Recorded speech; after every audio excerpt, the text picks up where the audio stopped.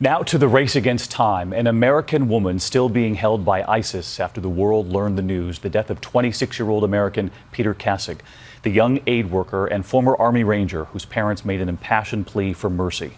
Tonight, something very different about the newest videos. The faces of ISIS fighters uncovered, a bold move as those U.S. airstrikes have yet to find them.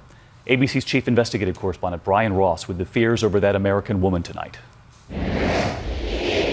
Tonight, U.S. officials have turned their focus to what this ISIS executioner may do with his final American hostage, a 26-year-old woman threatened with the same fate as Peter Kassig.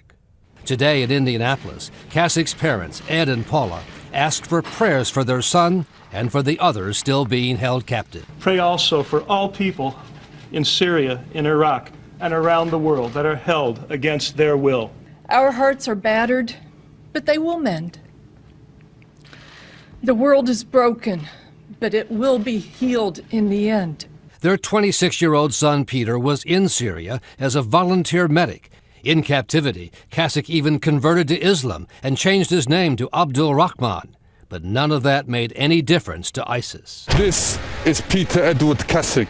The masked man with a British accent, dubbed by some Jihad John, announced Kassig's beheading, just as he had done with American journalists James Foley and Stephen Sotloff. But in this ISIS video, there was no effort to hide the location, with obvious landmarks of buildings, roads, and farmland. Every effort's being made inside the government to identify him and find where he's located. It's absolutely essential that we bring this individual to justice. On the same ISIS video, Jihad John is shown leading more than a dozen unmasked ISIS fighters in a chilling mass beheading. A gruesome but revealing scene, allowing intelligence officials to see the murderers' faces in the clear, close up, with one of them already identified as a 22-year-old citizen of France.